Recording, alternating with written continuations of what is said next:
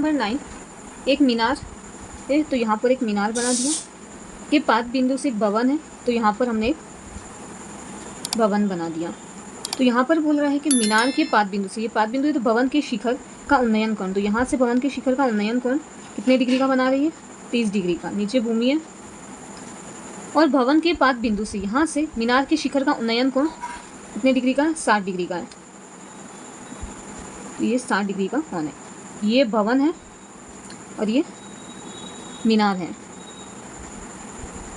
यदि मीनार 50 मीटर ऊंचा है तो मीनार की ऊंचाई कितनी दे रखी है, 50 मीटर। तो हमें किसकी ऊंचाई निकालनी है, भवन की ऊंचाई निकालनी है। तो हम नाम दे देते हैं ए, बी, सी और डी। अब हम जो दिया हुआ है गिवन वो लिख देते हैं ना। भवन की ऊंचाई बराबर h मीटर है, यही हमें ज्ञात करना है, बाकी सब हमने यहाँ लिख दिया है। तो हम सबसे पहले त्रिभुज ए बी सी से, समकोण त्रिभुज है, समकोण त्रिभुज ए बी सी में यहाँ से हम जानते हैं tan थीटा किसके बराबर होता है, लंब बटा आधार के, क्योंकि हमें लंब का मान दिया हुआ है और आधार का मान यहाँ से निकालना है। तो थीटा का मान हमें दे रखा है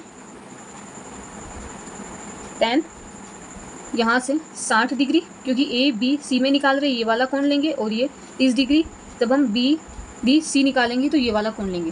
तो tan 60 बराबर लंब का मान हमारे पास है यहाँ पर 50 और आधार का मान यहाँ से BC। तो tan 60 का मान हमारे पास होता है √3 बराबर 50 BC। तो यहाँ से हम BC का मान निकालते हैं तो 50 √3 आ जाता है। अब हम अगला समकोण त्रिभुज BDC निकालेंगे। तो समकोण त्रिभुज BCD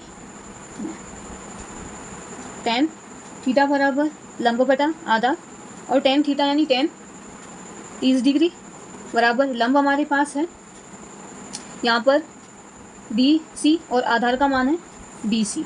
तो यहाँ से BC को हमने h माना है तो यहाँ पर रखने पर, और tan 30 का मान हम जानते हैं 1/√3 होता है h/BC।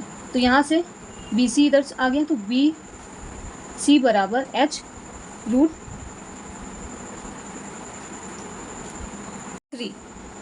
तो यहाँ पर BC का मान रखने पर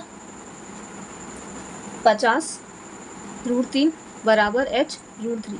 ये मल्टीप्लाई में है तो √3 किस में आ जाएगा, डिवाइड में आ जाएगा। तो h बराबर 50 √3 इंटू √3, रूट से रूट कैंसल, तो h बराबर 50 बटा 3। तो यहाँ से वैल्यू निकाली तो हमारे पास ये आंसर भी राइट है। और अगर आप आगे सॉल्व करना चाहते हो तो h बराबर 16 सही 2/3 मीटर। आप यहाँ तक भी कर सकते हो। तो हमारे पास भवन की ऊंचाई आ गई है। तो भवन की ऊंचाई बराबर 50/3 या 16 सही 2/3।